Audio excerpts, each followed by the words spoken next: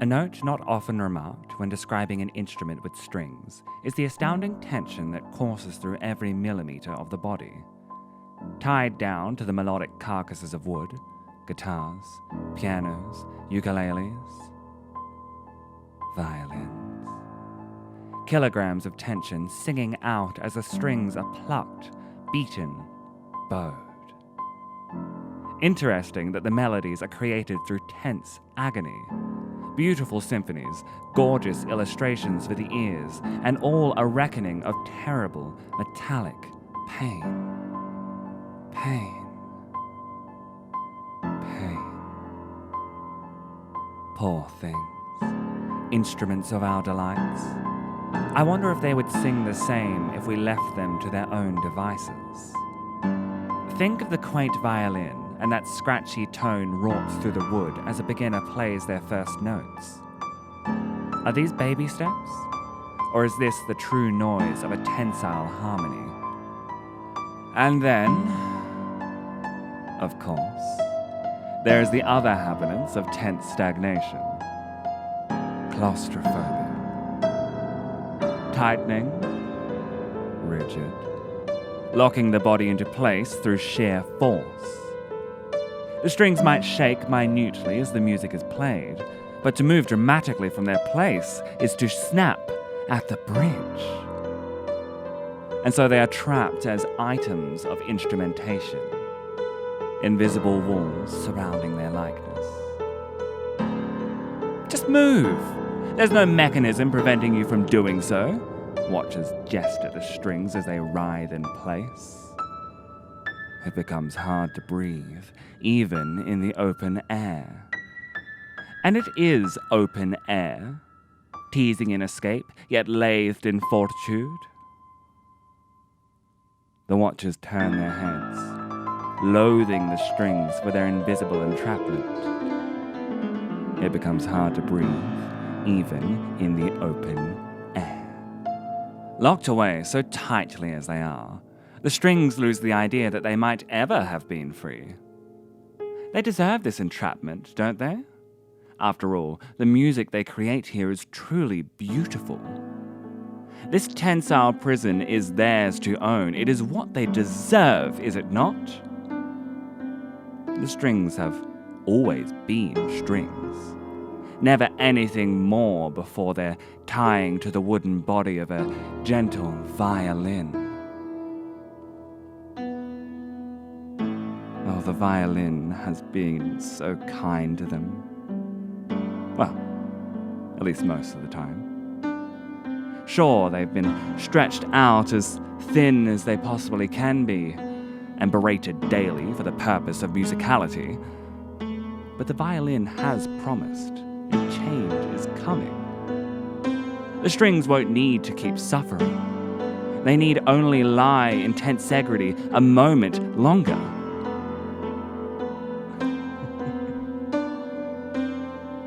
But weren't you listening earlier? There is only one way for the strings to escape. The strings will need to snap. And all this pressure. Oh, it's bound to break them soon. I think one of the greatest pleasures of being a writer are the opportunities I am afforded to read the work of my peers, whether as a beta reader, as a reviewer, or even just for leisure. These opportunities are always delightful. It is with one such opportunity that I was able to craft this very video, as I was provided with an advanced reader's copy of Rae Knowles' The Stradivarius earlier this year. I've had the opportunity to read a fair few of her pieces in the past, though only really ever through the sharing of our own work with each other before sending off to Slush and publishing. This was my first real chance to sit down with her work after the Slush, the edits, and the beta reading. It was phenomenal. A tense exploration of rising feminine rage and claustrophobic gaslighting. A riveting mystery that twists and turns where you least expect it to. But let's not get too far ahead of ourselves. This book is a collection of sharp, moving mechanisms that all come together to create a tensile experience boxed in by creeping walls. And today, if it at all intrigues you, I'd like to explore what exactly those mechanisms are and how masterfully each one is used. This is Rae Knowles, the Stradivarius. Claustrophobia Incarnate. Played together in chords or melodies, perhaps even both sounding out in unison, we can listen further and hear not one, but 2, 3, 4 instruments, a unification of harmonies, a musical cacophony. Symphony. Lonesome notes become grandiose demonstrations of what the tightened strings can do. We feel not just the hum of their impact in our chests, but the overwhelming expression that birthed each note. There is life beyond life. There is sound unmatched. But then, those large parts of the music are still made up of singular notes. Sure, they're sounding out together now, but what of when they are alone? A piano played right can sound larger even than the space it occupies, as though a choir of strings had chosen this minute place to sing. Oh, but alone. An A-flat humming alone in that same space sounds quiet and lost. The space seems not so large anymore. In fact, it seems quaint and unimpressive. And yet, that singular note is still constructed from tension. One note, one breath, one string. Tight.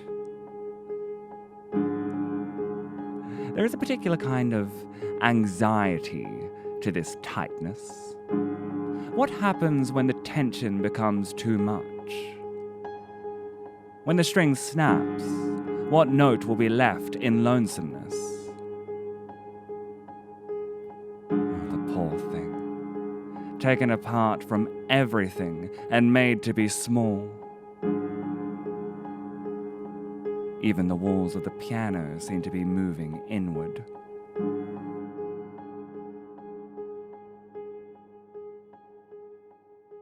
I made a note quite early on in my reading of how aggressive the style is in this book.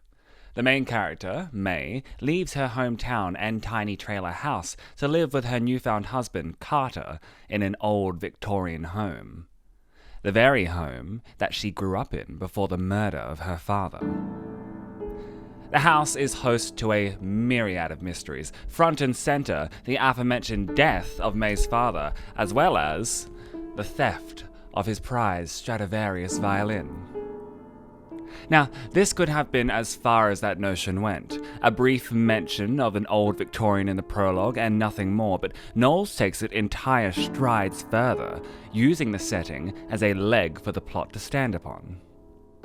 As May settles into her new countryside lifestyle and succumbs to the quiet workings of manipulation unfolding around her, the dark solitude of the old Victorian is lit only by a feeble amber glow. Gaslights, built into the walls, as old as the rotting timber, breathing both in their bulbs and elsewhere. Breathing. May's husband, Carter, seems to glow brighter than any of these dim lights, the only true lantern in amongst the darkness of the old Victorian. And not a light that is bright and guiding either. No, his is a light that is blinding, whitening the surroundings beyond any recognition. It isn't long before Carter is the only person in proximity to May, him and that woman downstairs that seems awfully acquainted with May's husband. Carter's voice is the only warmth, no, the only thing that May seems to have. So she listens out for his voice, looks to his mouth, his throat, the thing that originates that light. She listens intently. And she hears something elsewhere. Carter's voice is silent, but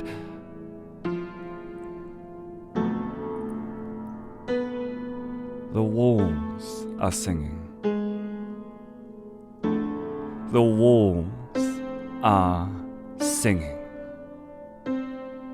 Subtle, distant from May's current prison chamber, but unmistakable as Paganini's Caprices No. 5. May leans in closer, listens with purpose, each note licking the inside of her ear before playing its melody. The music is beautiful, if not a tad odd. The strange occurrence captures May wholly before a final note strikes her to her core. This playing is not just any such instance, no, this is her father's playing. And the instrument is unmistakable as his stolen Stradivarius violin. Lady Parlour. There is a particular kind of weaving that occurs, of the book's setting and the phantom musicality that is haunting our protagonist. Numerous songs are mentioned in this section of the book. May is seemingly pursued by her father's ghostly playing, but I want to narrow in on this single moment, the first. I mentioned that the song is beautiful, immaculate, but what I left out was the specific tonality of it. I can't play it here. The song is in the public domain, but finding a royalty-free master is a completely different story, and unfortunately, I am a pianist, not a violinist. So allow me to describe to you how it felt instead. Everything leading up is slow. May is high, she is giddy, she is attempting to find legs in this world that has amputated her. And though she is blocked from any such opportunity, she still finds comfort in the raccoon family that she thinks that she can hear in the attic.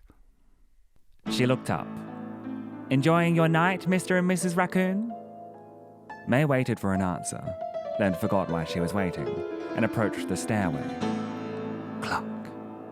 Her hand hovered over the banister. Clunk, clunk. Imagining an animated raccoon family knocking on the attic floor wearing hats and bows and big smiles, she called, "Enjoy the attic!" But as she climbed the stairs, she heard something new. She brushed it off at first, so soft and low, barely audible. But as she climbed, the sound became clearer. Notes. Chords. Harmony. It begins with the rise and fall of 5 grand arpeggios and is followed by the fast staccato movement of Paganini's Caprices No. 5. Just imagine this moment. The house is so quiet. You're speaking to fantastical raccoons in the attic as you enjoy your little high. Everything is so still. Darkness surrounds. All you have is your ears. And then they start moving. Faster. Faster. They're off! Your ears are horses, and the pistol has been fired. Anywhere else, this playing would have been delicate, and yet here, terribly. The music rushes through the old Victorian.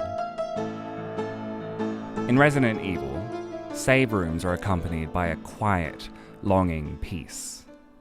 Perhaps my favorite, and I'm certainly not the first person to talk about this, is RE4's Serenity. Those long, droning synths that remind you of a time before it all. You'll need to exit this save room sometime soon, sure, but Resident Evil wants you to take solace in this single moment. Jacob Geller has a whole excellent video about how horror seems to have the most beautiful music. It's something that reminds me of this moment. I won't retrace what has already been said. Instead, I'd like for us to understand why the stark difference between RE4 and the Stradivarius achieves the exact same result. Contrasting RE4's Serenity with the high-octane action horror gameplay where Leon Kennedy suplexes parasite-infected villagers into the ground makes me feel like I'm trapped in a box. and I am. The save room is a box. A safe box, sure, but a tiny one in amongst this horror-filled world. It's quite scary just how small that box is. The most notable moment you hear Serenity, and I believe the first, is after entering the marked door in the village. You enter a small room that plays the aforementioned song, and it catches you off guard. You will stop to listen to this quiet beauty that shouldn't exist in this raging world, but more startling to me was how quickly the song stopped. One room over, and it's gone. There's barely even a doorway, anything to break apart the two spaces. There is no reason these places should be distinct. The following room and tunnel contain only the merchant. They are effectively part of the save room, but the music is gone, so are they? Somehow, these quiet moments serve to make me feel even smaller than I already did. This eye of the storm moment is less that and more a tiny pinhole window into what could have been, but never will. At least not yet. The use of Caprici's number 5 here serves the exact same purpose. The book isn't really a horror, it's a thriller, with far more focus on the murder mystery than all-out scares. And yet despite that, this single moment shook me to my core. This song shouldn't be here. It is way too fast. The staccato notes are hanging from invisible hooks in the creaking ceiling, teasing me that they may string me up there with them, but disappearing before they've the chance. Paganini is abrupt, callous. Within the context, it's aggressive. Which makes it perfect. This single choice of music serves both to gaslight May into further isolation, as well as make me feel like the walls are creeping inward. And along with it, there is a tiny pinhole of hope to view this entire chapter through. The hope that this fast, aggressive moment will mirror May's actions as she succumbs to further manipulation. Not yet. Because just like Serenity, this song vanishes all too quickly. Forget not overstaying your welcome. This song barely lets me say hello. It arrives, it unnerves me, and before I even have a chance to think where from or why it is here, it disappears. I'm just left in this moody, gaslit house wondering what I can trust. I've not been able to stop thinking about the music featured in this book since my eyes fell upon the final words. Every song is so deliberately chosen to craft this claustrophobic nightmare scenario. It's fantastic. And it's not the only thing creating this tight sensation either.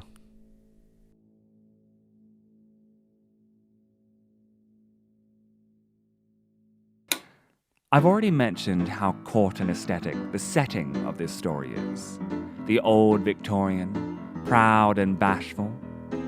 But now I want you to consider what that means.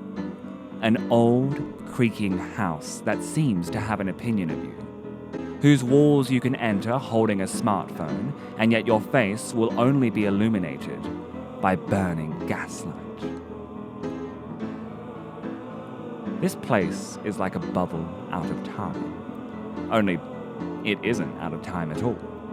The entire cast of characters can enter and leave at will, bringing whatever they please.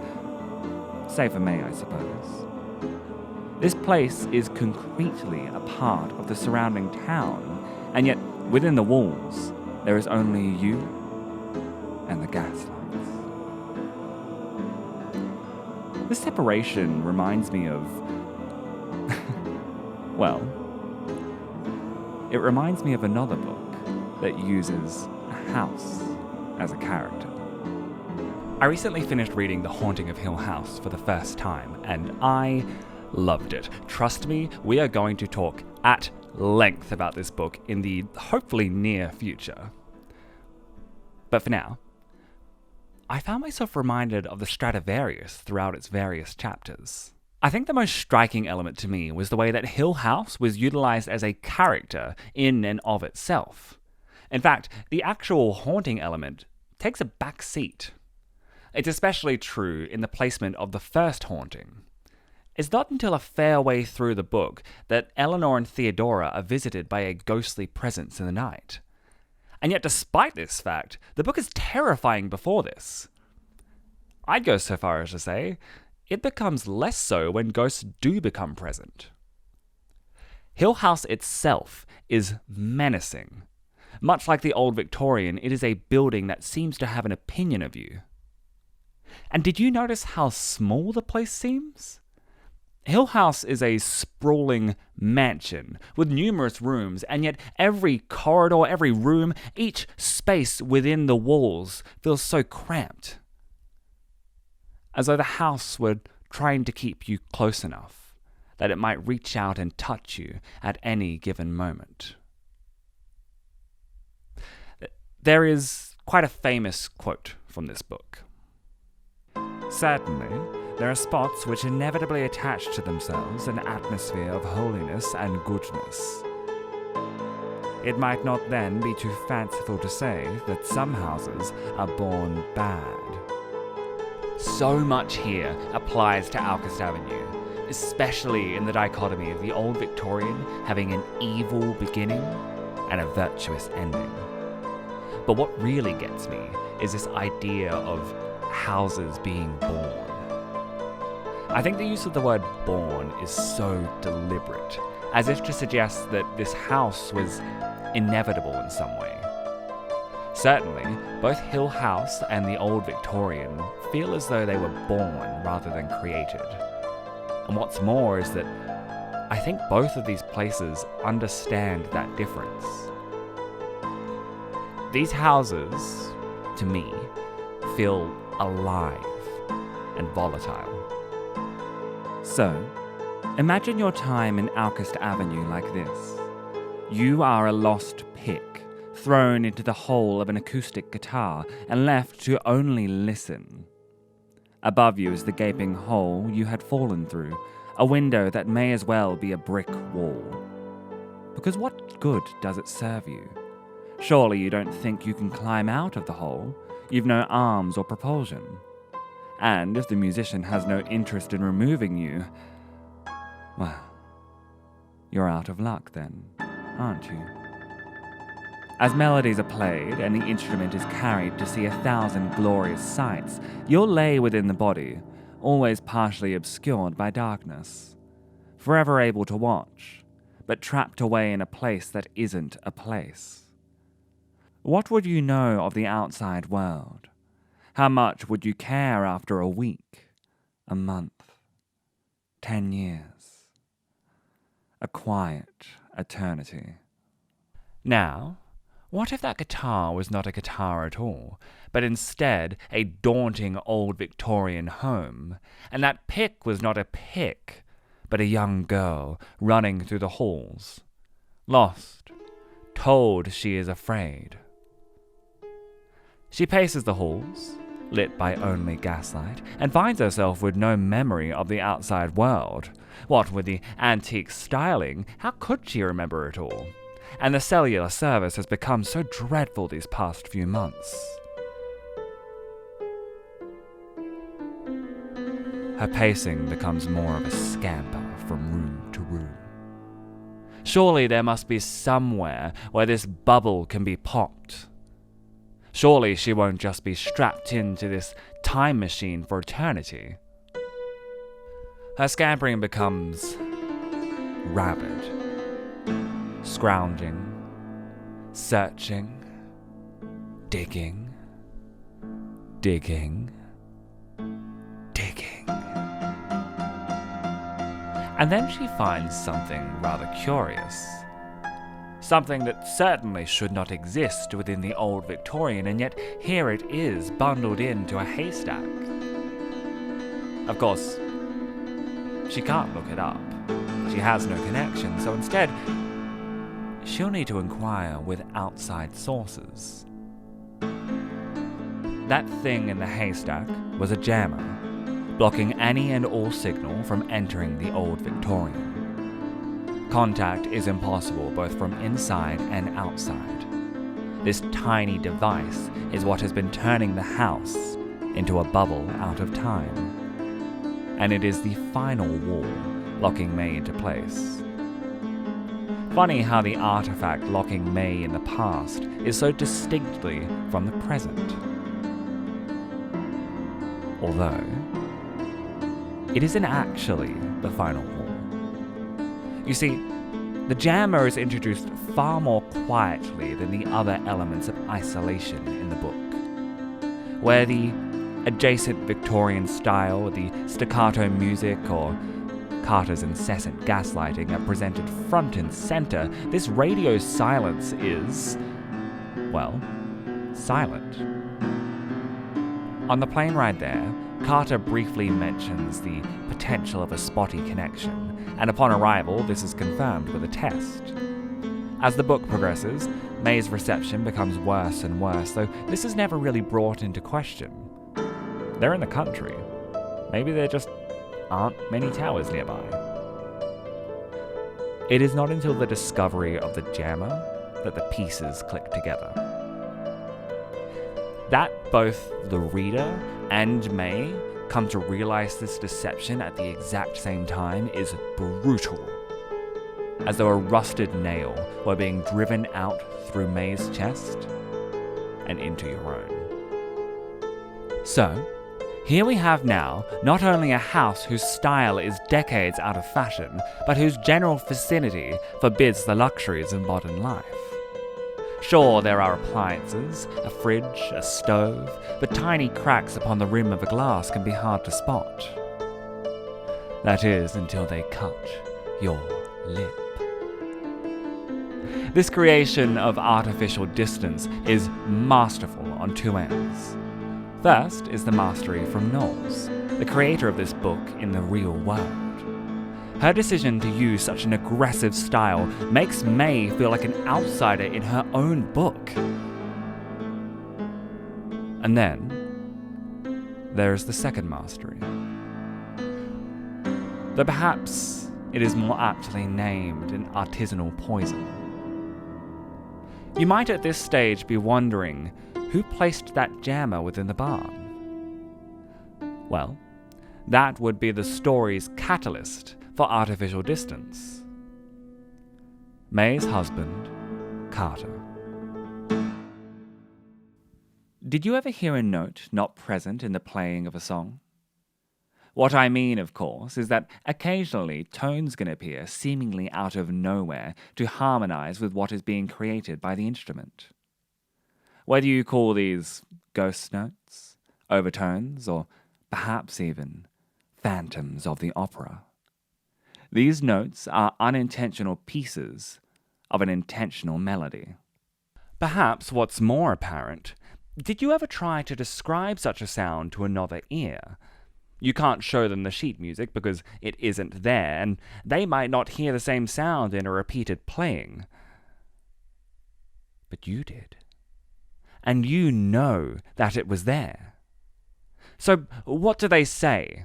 How do they react to your repeated insistence that a non-existent sound was present in the written song? Suddenly, there is tension outside of strung mechanisms. Tension in the audience, in the melody, in the notation itself. Tension. Creating the sound, radiating off of it, resonating with human reactions. Even in naught, music becomes a thing of innate pressure. Might that pressure cause something to break? You see, or, well, perhaps you won't. Within this great palace of abandonment, you'll find it particularly difficult to see. The antique gaslights are enough for small rooms, sure, but they're all connected by a single line. So, pace the halls and command light upon them all, and those lonesome glows will grow smaller by the minute. Now you're blind, lost, trapped within the old Victorian. Escape seems impossible with no light to guide. So what will you turn to? Will it be ghostly violins squirming through the rotted wood of the walls? Will you peep through antique lock holes in hope your vision will become your reality? Or perhaps, is there a different itch to scratch? One coloured amber. Yes. And so, you chase that faint glow, a moth to a gaslit flame. You seek out every last slither of light afforded to your eyes. It's only then you see the other source. Glowing amber like the gaslights on the walls, Carter's mouth brightens a path you'd not known of prior. He reaches out his hand, offers you his guidance, tempts you with the poisons of his own delight. Only, his light is much brighter than the gaslights on the walls, blinding even. You can see there is a path, though the contents are lost to that light and his 3 simple words. Trust me, May. And here you are lost, even in brightness, led out from a void of darkness and into one of gaslight.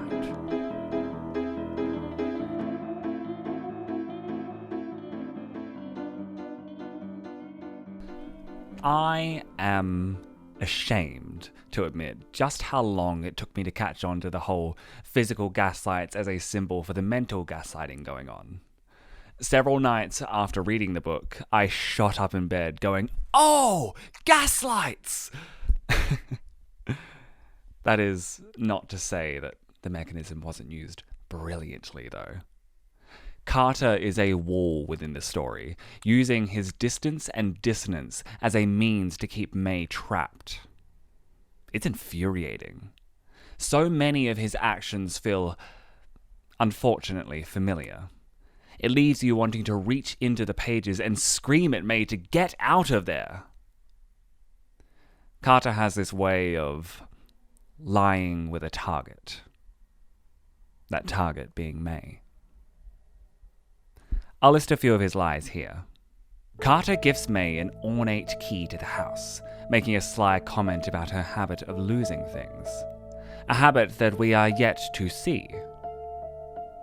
Later, May is searching for her purse, but she can't seem to find it. She's sure that she had it, certain even. Shortly after, we find that purse within the fridge. Carter takes this created moment as ammunition for his control. In the midsection of the book, May awakens to find Carter injured and the railing by their stairs broken. He claims that May awoke in a fit and pushed him down, but surely he couldn't have survived such a fall. It is quite high up. Not to mention that May has no recollection of such events. Or perhaps, my favourite moment. May is reading alone in her room, finding the words by the gentle glow of amber gaslight. Though as she reads, she notices that the lights keep dimming slightly, as though other lights in the house are being turned on and off. Investigating this matter, she asks Carter's accomplice, Ava, if she's been adjusting the lights at all. Not only does she dismiss this accusation, but she pins a notion of disregard into May's chest. The first 2 acts are full of these moments. Carter and his not-so-secret mistress, Ava, work in tandem to create May as a liability. It begins with quiet gaslighting and unfolds into full-blown manipulation of May's mental state. I said that this book was Claustrophobia Incarnate, and whilst the walls of the old Victorian do a brilliant job of setting that tone, what I'm really talking about is Carter's manipulation. Each turn of the page is another barrier erected. Every word you read, the fear of another lie is rampant in the brain. Eventually, there's no room left for those walls to creep inward. They're so close that they're practically touching. And May is removed from the story. 2/3 into the book, we switch perspectives completely and go full-on murder mystery detective with Ollie. This section is fantastic. I don't really even know where to start. Do I discuss the brilliant murder mystery that probably has space to unfold here? Do I discuss the timing of this section and how well-paced this book is? How about how Ollie seems to break the fourth wall when they realize they've accidentally stolen May's book? Ooh. Yeah, let's go with that. After pages upon pages of Carter gaslighting May, of doctor's appointments to confirm her supposed insanity, after lies upon lies upon lies upon lies, May is stolen from the story. Lost completely. I think there is another version of this book out there somewhere where, instead of removing May altogether, Knowles let May go full-on feminine rage early. And believe me, I found it so frustrating watching this character I had come to care for so much not be afforded this opportunity. But it was the right decision. Because forget Chekhov's gun.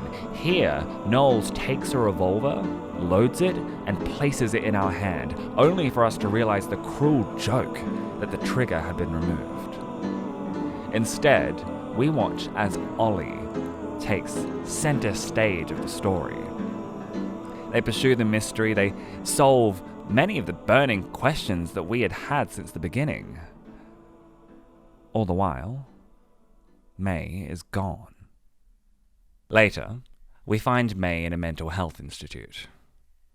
The place feels more like a surgical asylum. May is broken here, and the image is crushing. This is the point in the story where all hope feels lost. And it is also the point where Knowles finally lets that feminine rage burn. Because May escapes. She hatches a plan with Ollie and Carter's mistress Ivy to enact their revenge. It's great. Ivy and May trap the squealing boy up on the 3rd floor, the very place that he had been haunting May from. Yeah, that's right. That ghostly playing of May's father's music was nothing more than Carter and some old recordings on the 3rd floor. In fact, the entire mystery has been unraveled at this point. Carter, being much older than May, was involved in the murder of her father. He and the groundskeeper had planned to steal the titular Stradivarius violin, but when the groundskeeper was caught, he killed May's father in a moment of panic. Now, the only real trouble is finding some concrete evidence to convict them both.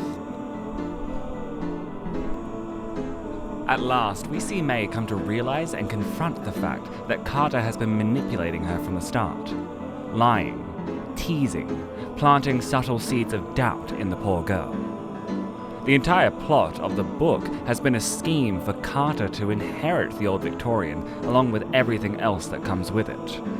Though, that plan won't come to fruition now, will it? If only Carter hadn't taken to May as a thing to own. Perhaps then he could have atoned for his past sins and lived peacefully with his antiques. Instead, that gross animal of a man is now trapped where he thought to be the trapper. But then, this isn't about Carter, is it? It's about May.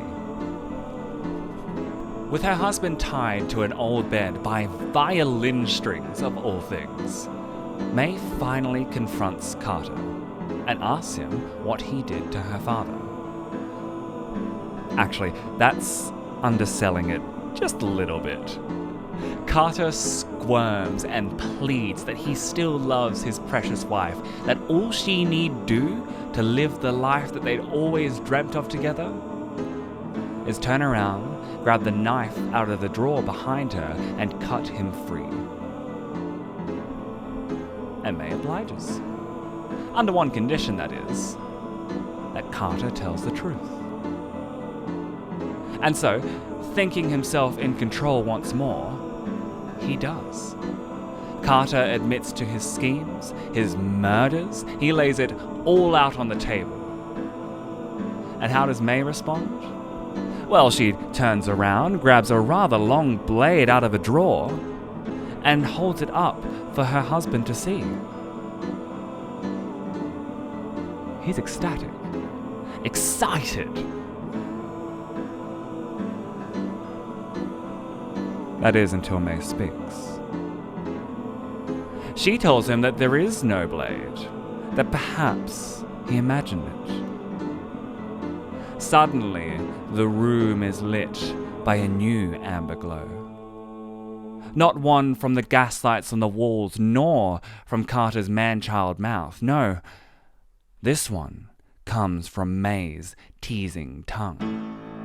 In the most satisfying release of the entire book, May teases Carter with every single lie he had volleyed at her. She doesn't just seize back power, she rips the word from the dictionary, prints it into her fist, and punches Carter in the mouth with his own vile spit. Everything in the finale feels so earned. The timing is impeccable, the execution is fantastic. Freed at last, May reveals her final secret to Carter. She holds up her phone for him to see, and in big bold letters, recording. Suddenly, the walls of the old Victorian don't seem so far from the, well, how did May put it? Hissing child strapped to a mildewed bed. Oh, what? Did you think my metaphors about tense strings of an instrument were about May this whole time? You see, when reading about music in a book, there are two things that can happen. Either you're cued in to the referenced song and know both how they are meant to sound as well as how they are meant to make you feel. Or, when Paganini's Caprices No. 5 appears written in word, you're deaf. Until hours later, when you have the chance to look up the song. You listen, you hear, and suddenly the walls of the old Victorian pounce 5 meters inward as you realize where you are. This is where you realize where you are. Tied down by those tensile strings, strapped into a closing room. Every last piece of the puzzle has fallen out of the box, hasn't it, Carter? How does it feel to be pulled so tight? Every word is like another notch on the tuning peg. You're a G flat, then May traps you on the 3rd floor and you're tightened to a G. May wants the truth, G sharp. She throws away that knife with the lyrics of your own song, A sharp. She's screaming, you're squirming. C sharp. Oh, look at you, skipping an entire octave. Oh, the tension must be astounding. Surely you'll snap soon. Well, the police are coming. No, they're banging on the door. They're calling up the stairwell. May shows you that recording. Snap.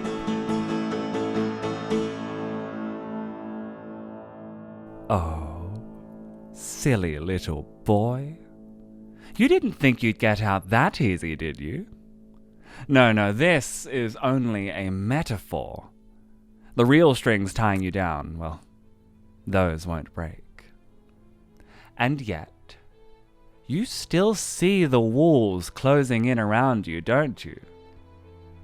Creeping, edging, nearer and nearer, lumber to pathetic flesh. Oh, Carter. This house is not a home for you. No, it never was. For you, it is claustrophobia incarnate.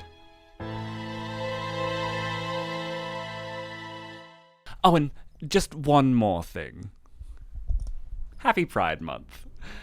You know, I think especially as horror writers, we sometimes struggle in the queer space with creating characters that are flawed or negative in any way.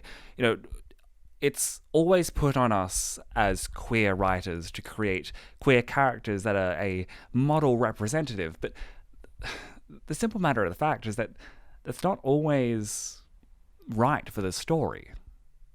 And so I want to take this moment to talk about 3 anthologies that are all coming out in this year, next year, and what have you. I actually haven't looked up when all of them are coming out. All I know is Queer Saints comes out later this year. Anyway, the 3 anthologies are The Book of Queer Saints 2, a sequel to the original Book of Queer Saints, Bury Your Gaze, and Scissor Sisters, which is actually edited partially by Rae Knowles herself. These 3 anthologies are so exciting to me and show me that we are getting to a space in queer horror that is... It's going to be really fun, especially for me as someone who pretty much only ever writes queer disaster women. I need anthologies like this where I can explore to my heart's content what we can do with our queer characters. So you've got Scissor Sisters, which is reclaiming sapphic villainy.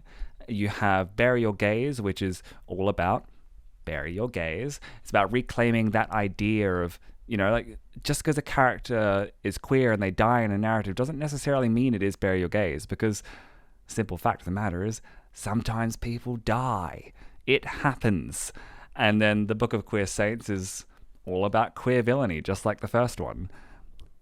I am so excited about all of these anthologies. I'm so excited about what happens afterwards. I hope that they have the impact on the community that they need to have. I hope that we see more queer villainy. If we don't worry, I will be providing, hopefully if I get some books published in the coming years, there will be a lot of queer villainy coming. That's all I really wanted to talk about in this final segment. 3 little books I love. I didn't mention who's editing all 3 of these. So I did mention that Rae Knowles is partly editing Scissor Sisters. It is Rae Knowles and April Yates co-editing that one. The Bury Your Gaze is Sophia Ajaram, and Queer Saints, just like the first Queer Saints, is Mae Murray. Anyway, bye. Go be gay. Do evil, fun stuff, but don't hurt anyone.